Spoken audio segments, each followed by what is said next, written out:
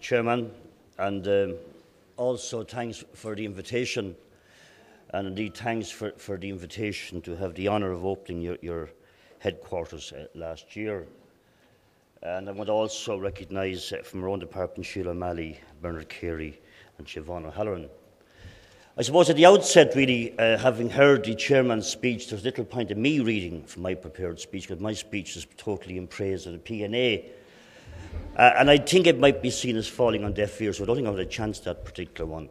But before I do, I want to, as it were, just in case people forget, I am a member of the government, I'm a Fianna Fáil TD, and I come to this conference, I have to say, supporting government policy, so there's no point in me trying to dress up something or pretend otherwise. And if I could maybe just talk into the issues, because really, whilst I note and I thank the Chair for recognising some of the achievements, he does make the point that we'll not believe until we see. And that creates a bit of difficulty for me, because really I would have thought that my area of responsibility is strictly to try to drive on the reform and vision for change. And, you know, whilst the Chairman and yourselves indeed have difficulties accepting government policy, I myself have difficulty when it's quoted what the Department of Finance officials say about me, because it sort of creates the impression maybe you believe the officials. So I have to try and track back from the first day I met the PNA in my office back in the Department of Health nearly 2 years ago.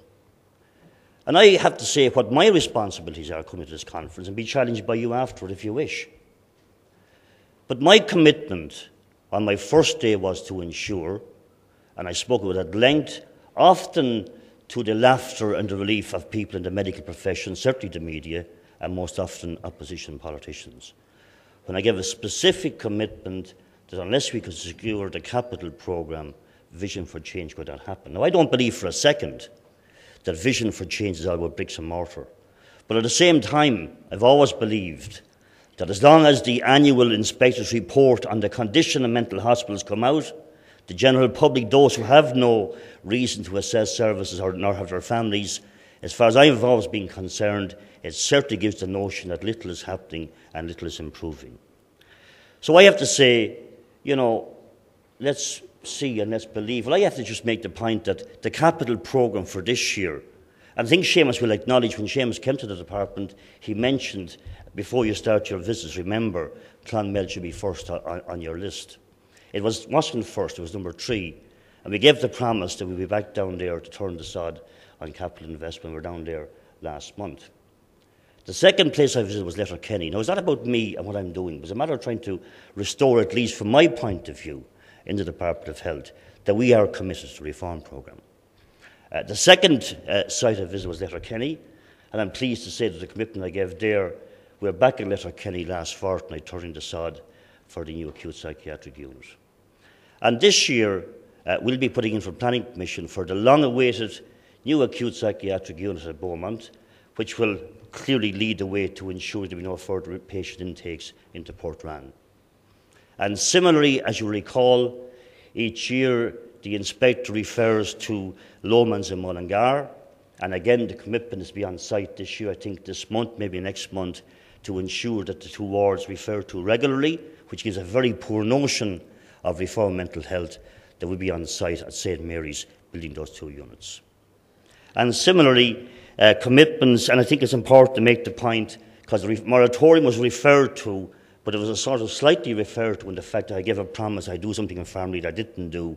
I gave a promise that I would ensure that the moratorium would be lifted for new facilities that we're moving into. Yes, clearly I did indicate I could be in a position in family to do that. Nevertheless, as we're all aware, Vision for Change is a rolling programme. As soon as I have the facilities built, that's where I move on the moratorium. And I'll refer to that later on in the prepared speech, rather than just say I made it up as I go along, because clearly, if I'm reading from a prepared script, it's policy, it's official departmental policy. And indeed, the whole issue of Grange Gorman, and I think if you, because people referred me to the programme of Primetime, where Primetime highlighted the defects in government policy, I'm pleased to say that this year, for the first year since 1815, there will be no further patient intakes into Grange Gorman, and the moratorium being lifted by way of the opening of Blanchardstown will happen this year. Now, I know in the whole context of what you're at, that's small fry. I've never pretended that a few million in different counties was going to restore the belief that mental health was up there with the rest. But could I just make this point?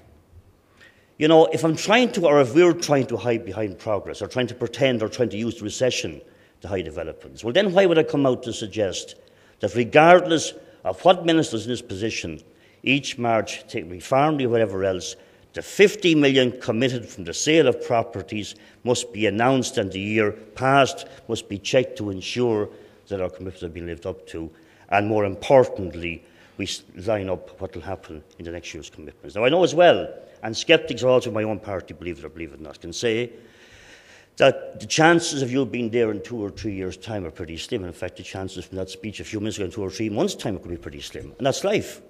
But the important part to remember is that the new mental health bill I intend bringing forward next year, I intend stitching in to those particular issues, that the commitments I'm making regarding this department, whereby the Minister must commit to the spending of the 50 million and also must come out to ensure that the priorities are maintained, and more importantly, that there's public scrutiny and public knowledge.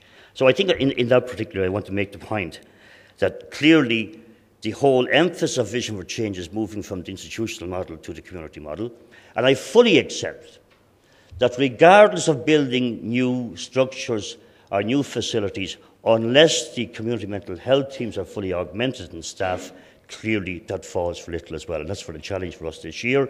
As we talk in terms of 55 new community mental health teams, and I know at the Health Committee only last Tuesday, the challenge was to, one, outline where the teams are, and more importantly, the staffing levels.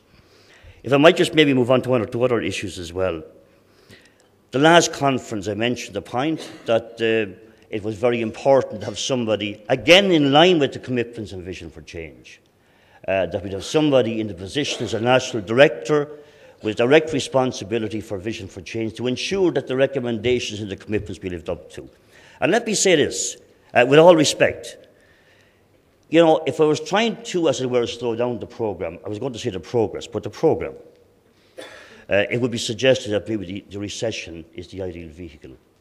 I'm staying with the commitments that we can deliver on Vision for Change within the remaining 4 to 5 years.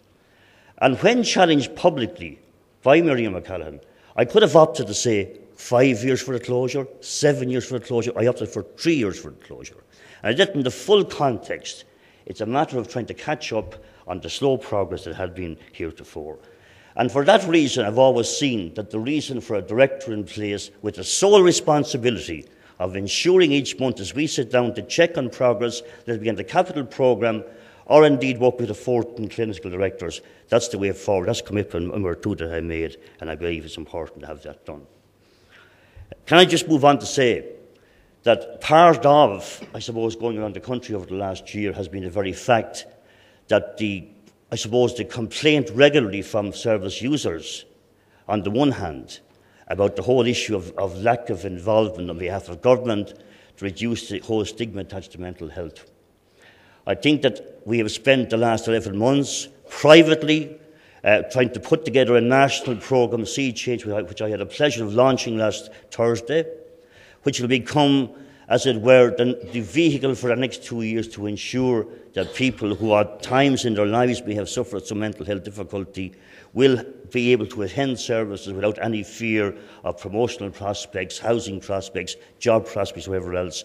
And I'm pleased when you see a programme rolled out very shortly, you will see that by virtue of the national commitment from government and from the people involved, I believe that this is a campaign that will involve people locally, at local radio level, local paper level, national paper level, that will show, again, a commitment in the whole Vision programme that we can live up to.